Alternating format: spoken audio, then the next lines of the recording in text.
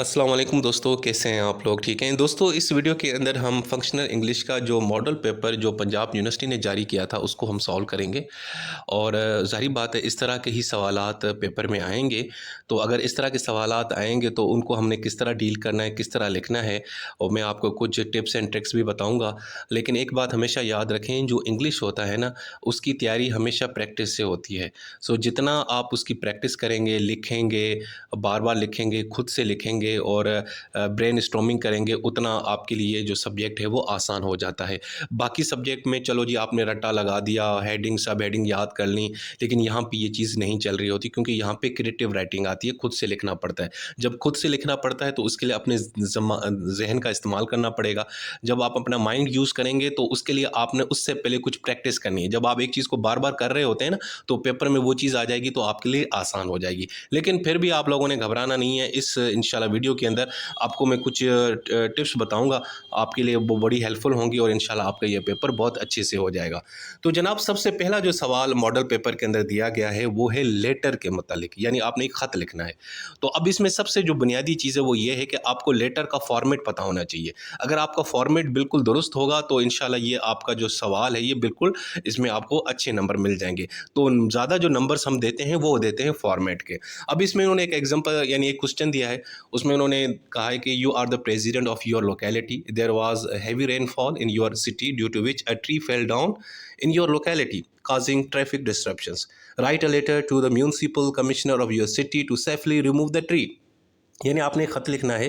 आप अपनी लोकेलिटी के प्रेसिडेंट हैं, आपके इलाके में बरसात हुई है, बारिश हुई है और एक दरख्त जो है ना वो गिर गया है, जिसकी वजह से ट्रैफिक के मसाइल शुरू हो चुके हैं।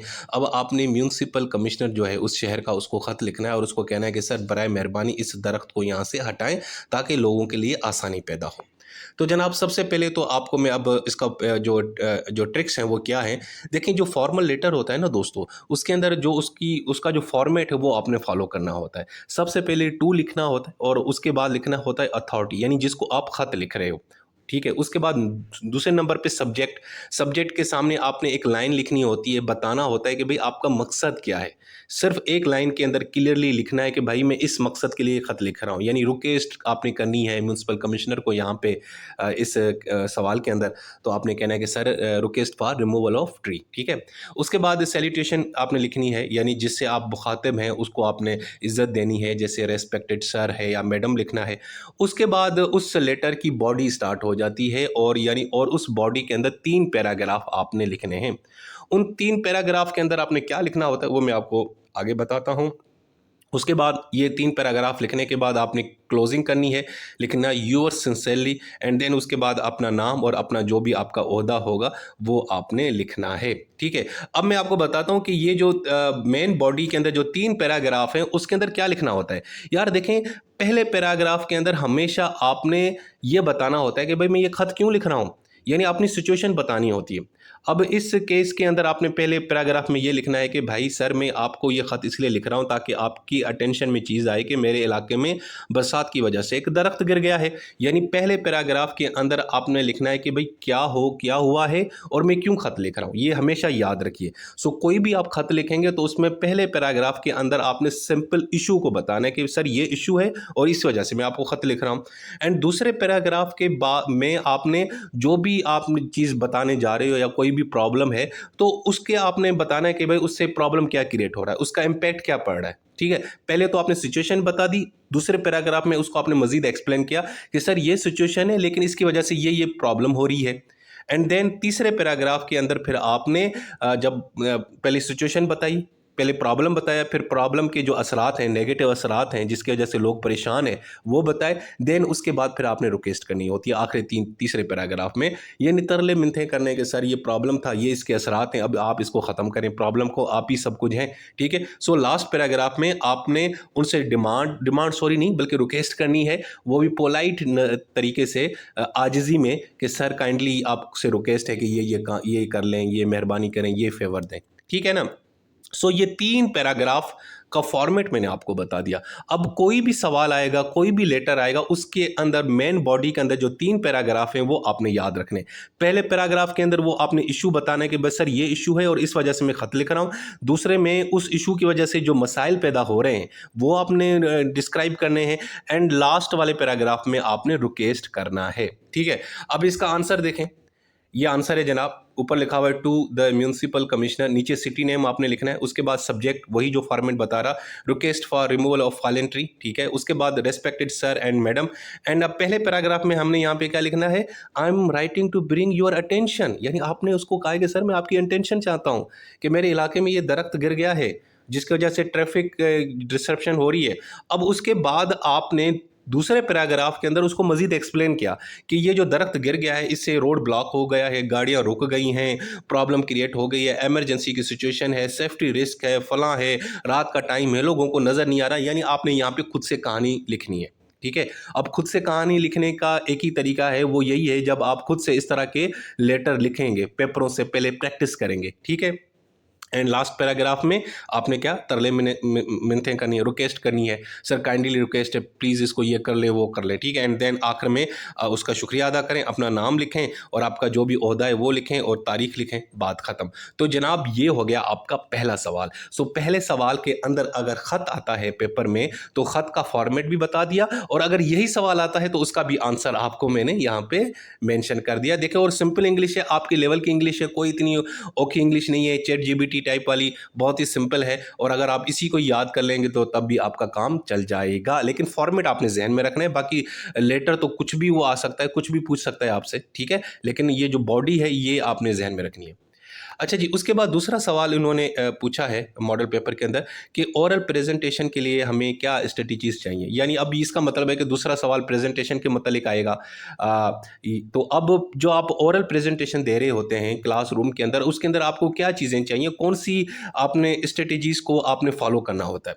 सबसे पहले तो आपने इंट्रोडक्शन देना है, आपने इसमें लिखना है कि जी ओरल प्रेजेंटेशन एक बहुत अच्छा तरीका है कम्युनिकेशन का, अपने आप आइडियाज़ अपनी इंफॉर्मेशन लोगों के साथ शेयर करते हैं। ठीक है, और वो सिर्फ आपने बात नहीं करनी होती प्रेजेंटेशन के अंदर, बल्कि किस तरह बात करनी होती है ये ज़्यादा मैटर है। हम जब प्रेजेंटेशन देते हैं क्लासरूम के अंदर तो हमें सिर्फ हमने रीडिंग नहीं करनी होती, बल्कि अगले लोगों को समझाना होता है कि भाई मैं ये बात कर रहा हूँ। ठीक है, और दूसरा प्रेजेंटेशन इस तरह देनी चाहिए कि वो प्रॉपर हो, उसकी प्लानिंग हो, क्लियर हो, आपकी डिलीवरी बड़ी अच्छी होनी चाहिए और बड़े कॉन्फिडेंट तरीके से, ताकि सुनने वाले यानी कि वो कहेंगे यार मज़ा आ गया। अब इसमें जो स्ट्रेटजीज आपने फॉलो करनी है, पहली भाई ये है क्लियर प्लानिंग एंड ऑर्गेनाइजेशन। यानी आपकी जो प्रेजेंटेशन है भाई वो प्रॉपर उसकी एक स्ट्रक्चर हो, यानी पहले इंट्रोडक्शन है, फिर मेन बॉडी है एंड पेन कंक्लूजन। देन उसके बाद भाई दूसरी चीज़ ये है इसके अंदर कि आपने प्रेजेंटेशन जिन लोगों को दे रहे हो उनका आपको पता होना चाहिए, यानी जो सामने ऑडियंस है वो बच्चे हैं, बुजुर्ग हैं, क्या हैं, किस लेवल के हैं, उस हिसाब से फिर आपने अपनी लैंग्वेज, अपनी टून और अपने एग्जाम्पल को देना है। अगर वो जेनजी टाइप लोग हैं तो जेनजी वाले एग्जाम्पल देने हैं, लेकिन अगर वो यानी कि या मेच्योर लोग हैं, प्रोफेशनल हैं, तो उस हिसाब से आपने एग्जाम्पल देने होते हैं। तीसरे नंबर पे स्ट्रॉन्ग नॉलेज ऑफ टॉपिक, अपने टॉपिक पे आपने पूरी तैयारी करनी है। अच्छा, जो प्रेजेंटेशन में जो आप टॉपिक लिख रहे होते हैं इसके अलावा भी आपने तैयारी करनी होती है। ये नहीं होता कि जो स्लाइड में लिखा हुआ है वही आपको पता हुआ है, बल्कि एक्स्ट्रा आपको नॉलेज होनी चाहिए उस सब्जेक्ट की। अच्छा जी, जिसके ऊपर प्रेजेंटेशन दे रहे हैं, दूसरा है कि सिंपल एंड क्लियर लैंग्वेज आपने यूज़ करनी है। आप जब बात करें तो बिल्कुल डायरेक्ट लैंग्वेज करें, ये कॉम्प्लेक्स बड़े बड़े जुमले, बड़े बड़े पैराग्राफ आपने इस्तेमाल नहीं करने। पांचवें नंबर पे effective body language and eye contact. भाई आपकी बॉडी लैंग्वेज बड़ा मैटर करती है, आप किस तरह खड़े हुए हैं, आपका पोस्चर क्या है, आई कांटेक्ट कर रहे हैं कि नहीं कर रहे, कॉन्फिडेंस आप कॉन्फिडेंट है कि नहीं है, ये सारी चीज़ें आपने इसको रखना है। और नेचुरल रहना है, कॉन्फिडेंटली आपने खड़े होना है, ऑडियंस के साथ इंगेज करना है, यानी जिस तरह हम दोस्तों के साथ बातचीत कर रहे होते हैं इस तरह आपने उनको एंगेज करना है। दूसरा वॉइस मॉड्यूलेशन। अब इसमें क्या है, जो स्पीकर को चाहिए अपनी आवाज़ की जो पिच या टोन है उसको वेरी करे प्रेजेंटेशन के हिसाब से, यानी ऐसे ना हो कि बस सिंपल बोले। भाई इस तरह प्रेजेंटेशन देनी है ताकि पता चले कहीं पे अपनी आवाज़ को कम करना है, कहीं ज़्यादा करना है, किन अल्फाजों के ऊपर ज़्यादा जोर देना है, कहीं पे जोर नहीं देना। यानी एक पूरे स्टाइल की तरीके से, पूरे जिस तरह एक्टिंग की जाती है, एक्टिंग के अंदर जिस तरह डायलॉग डिलीवरी होती है उस तरीके से अपनी आवाज़ को आपने चेंज करना है, लेकिन ज़्यादा ओवर भी नहीं होना कि ओवर एक्टिंग लगे, थोड़ा सा। ठीक है, अच्छा जी, उसके अलावा अपनी प्रेजेंटेशन में विजुअल्स का इस्तेमाल करें, स्लाइड्स, चार्ट्स, इमेजेस इस तरह की चीज़ें लगें ताकि लोगों को अट्रैक्टिव हो। कोई तस्वीर हैं तो वो ऐड कर दें, ठीक है? उससे ये होता है कि लोगों को आपका जो है ना वो उनको अच्छा लगता है। अच्छा जी, आपने तस्वीरें भी लगाई हैं प्रेजेंटेशन में, वीडियोज़ भी लगाई हैं, इमेजेस भी लगाए हैं, ठीक है? अच्छा जी, उसके बाद ये है कि भाई प्रेजेंटेशन सक्सेसफुल प्रेजेंटेशन का एक ही जो है ना तरीका है, वो है प्रैक्टिस। आप प्रेजेंटेशन आपने तैयार की, अब आप उसकी प्रैक्टिस करें और टाइम मैनेजमेंट करें। यानी आपको जो टाइम दिया जाता है ना प्रेजेंटेशन में, वो आमतौर पे 10 या 15 मिनट दिए जाते हैं, तो आपने उस टाइम के अंदर पूरा का पूरी प्रेजेंटेशन कंप्लीट भी करनी है और सारा कुछ उसको कवर करना है। एंड आखिर में हैंडलिंग क्वेश्चन इफेक्टिवली, आपसे जो सवाल पूछे जाए अच्छे से उनका जवाब दें, ऑनेस्टली जवाब दें, कोई ड्रामेबाजी ना करें, कोई अवॉइड ना करें, जो आपको जितना आता है आप उतना बताएं और सिंपल और अच्छे तरीके से आपने आंसर देना है और उसके बाद आपने कंक्लूजन। सो दोस्तों, ये 9 स्ट्रेटजीज़ हैं ओरल प्रेजेंटेशन के। अब ये सवाल प्रेजेंटेशन पे भी आ सकता है, प्रेजेंटेशन के क्या तरीके, मतलब डिफरेंट तरीके से आता है। तो प्रेजेंटेशन के मुतालिक कभी भी कोई सवाल आए तो उसके अंदर ये स्ट्रेटजीज़, ये चीज़ों का आपने मेंशन लाजमी करना है। उसके बाद जनाब तीसरा सवाल है कि इफेक्टिव कम्युनिकेशन के 7 सी क्या हैं? ठीक है, यानी अच्छी कम्युनिकेशन के लिए हमें 7 सी चाहिए। वो 7 सी क्या हैं? भाई सबसे पहले तो आपने इंट्रोडक्शन देना है कि भाई अगर आपकी कम्युनिकेशन इफ़ेक्टिव कम्युनिकेशन का बहुत बड़ा किरदार है आपकी पर्सनल एंड प्रोफेशनल लाइफ के अंदर। आप अगर अच्छी से गुफ्तगू करते हैं तो आपके आधे से प्रॉब्लम तो वहीं पे ख़त्म हो जाते हैं, ठीक है? तो उसके लिए 7 आपके पास सी होनी चाहिए कम्युनिकेशन के। वो 7 सी क्या है? सबसे पहले क्लैरिटी। आप जो बात कर रहे हो, आपका जो मैसेज है वो सिंपल, क्लियर और ईज़ी होना चाहिए ताकि अगला बंदा उसको समझे। मुबहम ना हो, कन्फ्यूजन ना हो, अल्फाज सिंपल हो। आप सब सिंपल टू द पॉइंट बात करें। Number 2, conciseness. आपका जो मैसेज है ना वो उसमें बहुत सी कम अल्फाज होने चाहिए लेकिन उसका मतलब पूरा होना चाहिए। कंसाइज हो, यानी कि ऐसे अननेसेसरी डिटेल आपने ऐड नहीं करनी। तीसरे नंबर पे है कंप्लीटनेस। आपका जो मैसेज है वो कंप्लीट हो, बात अधूरी नहीं, कंप्लीट करनी है ताकि अगले को समझ आ जाए। जो जितनी भी ज़रूरी इंफॉर्मेशन है वो ज़रूर आपने बतानी है, ठीक है जी। उसके बाद है करेक्टनेस। ठीक है, हमेशा एक्यूरेट इन्फॉर्मेशन आपने देनी है। आपका जो ग्रामर है कम्युनिकेशन के दौरान, चाहे वो राइटिंग है या ओरल है, वो अच्छा होना चाहिए। लैंग्वेज अच्छी यूज़ करें, उसके अंदर अल्फाज का चुनाव अच्छा होना चाहिए। उसके बाद है कंक्रीटनेस। अब इसमें जो आपका मैसेज है वो कंक्रीट होना चाहिए, यानी स्पेसिफिक होना चाहिए और साथ में फैक्ट्स भी लगाएं।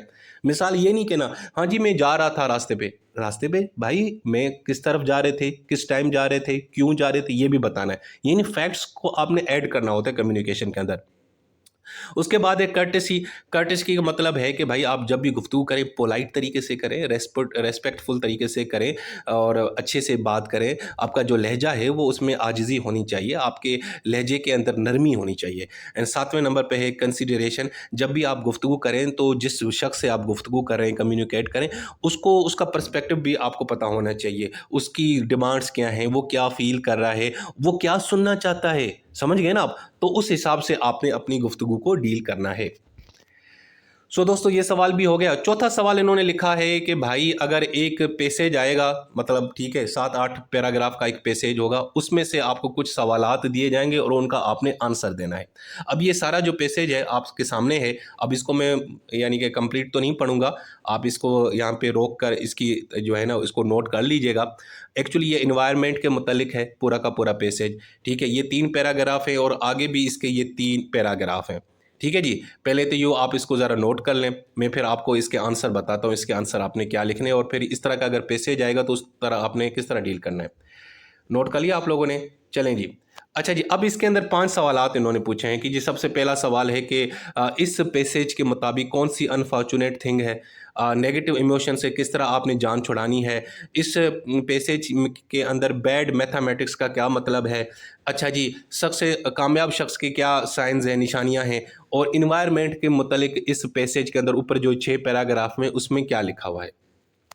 पहले तो जनाब के जो सवाल है वो ये है, द मोस्ट अनफॉर्चुनेट थिंग क्या चीज़ है? वो है जब आप ज़िंदगी में ये सीख नहीं पाते कि आपने अपने माइंड को किस तरह डील करना है, हैंडल करना है और किस तरह प्रेजेंट मोमेंट में ज़िंदगी गुजारनी है और किस तरह खुश रहना है। खुश रहना अपने हाल में रहना यानी कि प्रेजेंट सिचुएशन में रहना एंड अपने माइंड को हैंडल करना, ये सबसे वो चीज़ है जो अनफॉर्चुनेट है, जो हम नहीं कर पा रहे, नंबर वन। दूसरा है कि भी नेगेटिव इमोशन से किस तरह आपने जान छुड़ानी है।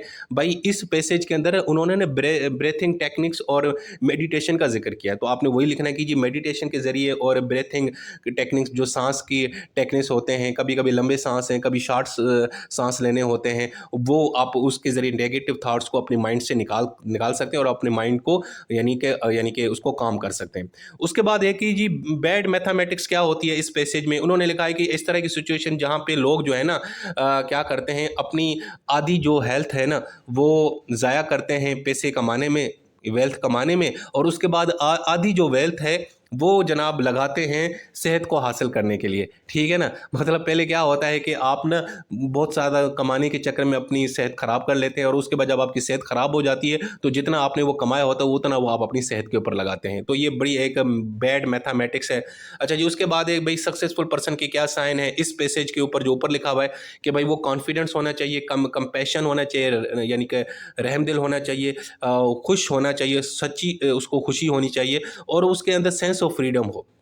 और दूसरा ये कि इन्वायरमेंट के मतलब इन्होंने क्या कहा है, उन्होंने कहा है कि भाई इंसान जो है ना इन्वायरमेंट को ना उसको ना ख़राब कर रहे हैं, पोल्यूशन कर रहे हैं। अब इसमें ज़मीन, पानी, ये सब तो ख़राब हो रहे हैं, लेकिन साथ साथ हम अपने नेगेटिव थाट्स एंड इमोशन के ज़रिए भी, मनफी जो हमारी सोच होती है लोगों के मुतालिक या इमोशंस होते हैं, उसके ज़रिए भी हम इन्वायरमेंट को ख़राब कर रहे हैं।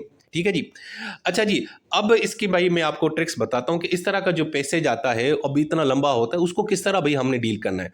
अच्छा ये एक तो पहली बात ये है कि दोबारा से सुन लें, इस तरह का जो पैसेज है वो तभी आप सॉल्व कर सकते हैं जब आपने पेपरों से पहले 10 मरतबा इस तरह के पैसेज खुद से जो है ना उनके सवालात लिखे हों। तो इंटरनेट पे जाएं, इस तरह के आपको ना सॉल्व किस्म के पैसेज मिलेंगे, पैसेज पढ़ें, खुद उसके आंसर जो है ना उनका जो क्वेश्चन है उनके आंसर लिखें और चेक करें कि आपने सही लिखा है कि नहीं लिखा। जब 3, 7, 8 या 10 आप इस तरह के लिख लेंगे ना, तो आपका ये सवाल हमेशा के लिए यानी कि वो क्लियर हो जाएगा, और इस तरह का कोई भी पैसेज आएगा तो वो आप अच्छे से आंसर दे पाएंगे। अच्छा जी, अब इसकी ट्रिक्स ज़रा देख लें।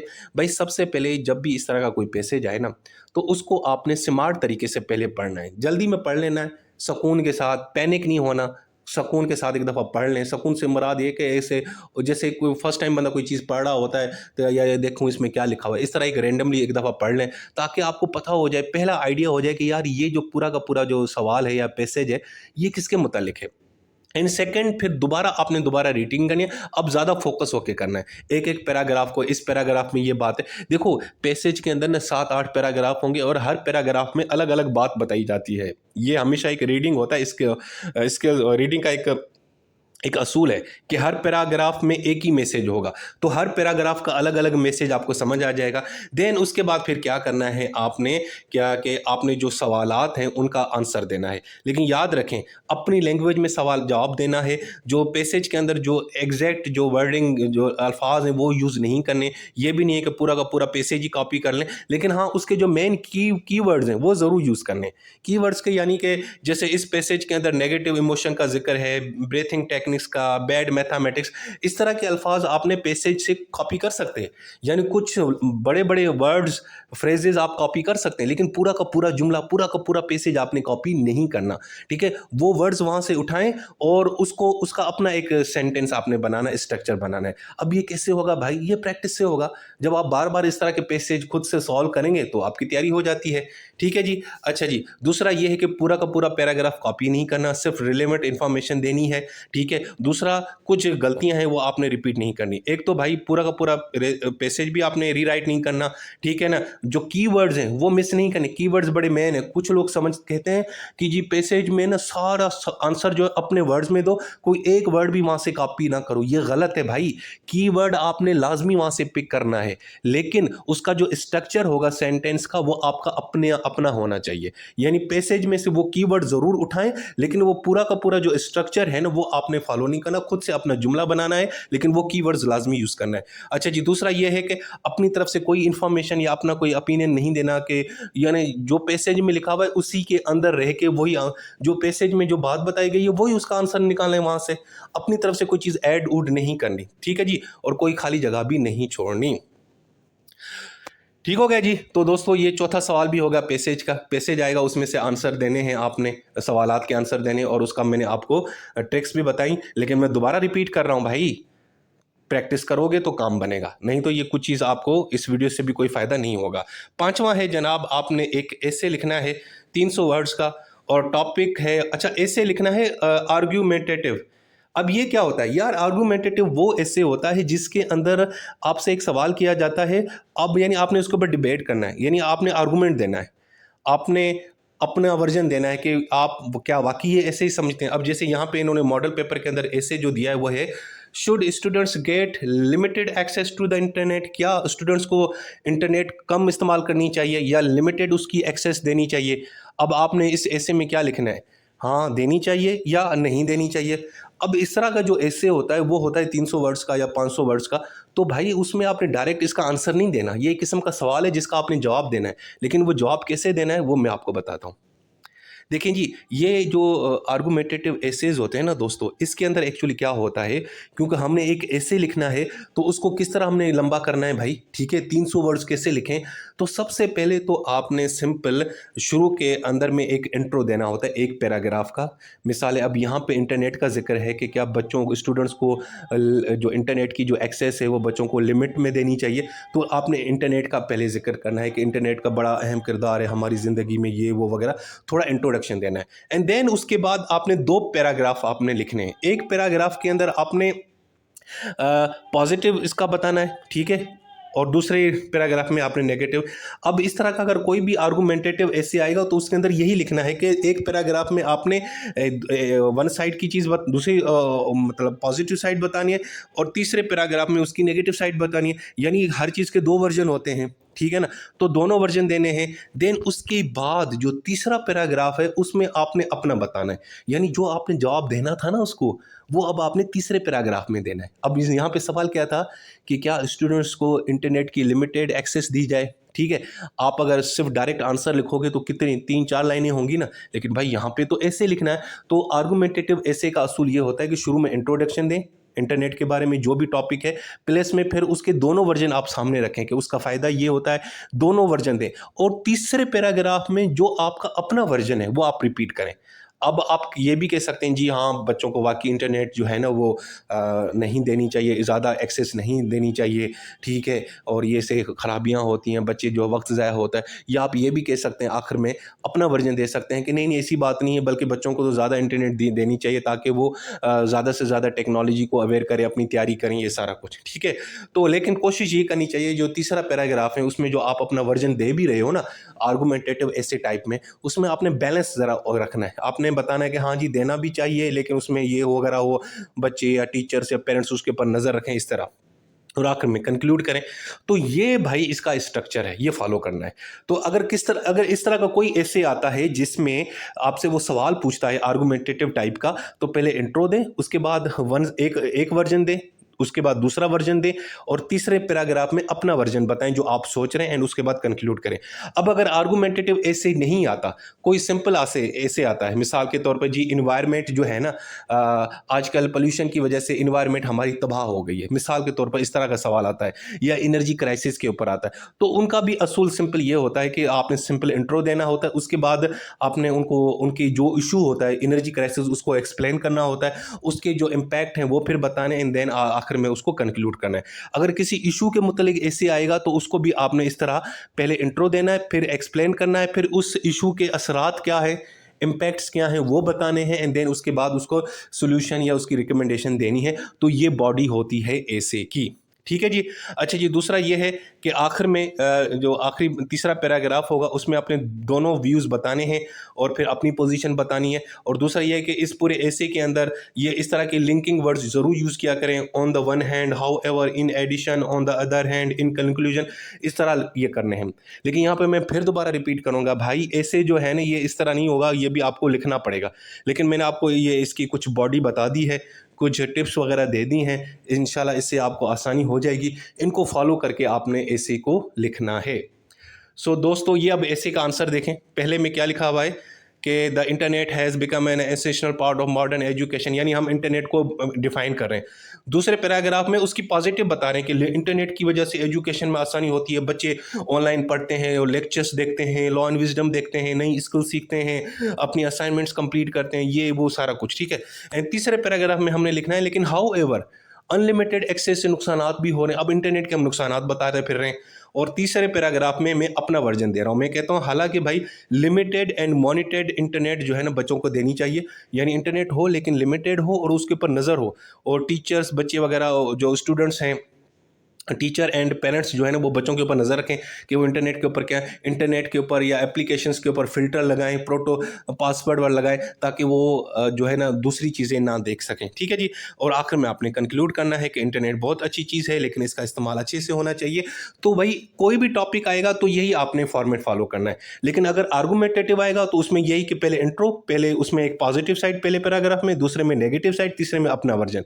और अगर सिंपल कोई इशू के ऊपर आता है कि एनर्जी क्राइसिस को एक्सप्लेन करें, फला ये वो वगैरह, तो उसको भी यही है कि पहले में इंट्रो देना है, देन उसके बाद उसको उस प्रॉब्लम को एक्सप्लेन करना है, फिर उस प्रॉब्लम के एक असरात होते हैं, इम्पैक्ट्स होते हैं, वो बताने, एंड देन उसकी रिकमेंडेशन या सोल्यूशन देना है, एंड देन बाद में कंक्लूड करना है। दोस्तों ये थी हमारी वीडियो। इस वीडियो के अंदर भाई मैंने बहुत कोशिश की है कि आपका ये जो फंक्शनल इंग्लिश वाला जो मामला है इसको भी ज़रा सॉर्ट आउट किया जाए। बच्चे बहुत सारे सवाल कर रहे थे कि सर इसके ऊपर भी एक वीडियो बनाएं, तो भाई आपको मैंने एक वीडियो बना ली है इसके ऊपर। ये मॉडल पेपर है, ये हमने सॉल्व भी किया है, मैंने आपको प्रैक्टिस गाइड भी दी है, टिप्स भी दी हैं। सो होपफुली यार ये वीडियो आपके काम आएगी और आपके लिए आसानी होगी पेपर में। तो मैंने ये थोड़ी सी कोशिश की है, बाकी आप लोग बेहतर जानते हैं ये कोशिश कितनी कामयाब होगी या कितनी बेहतर थी। अपना ख्याल रखें, टेक केयर, अल्लाह हाफ़िज़।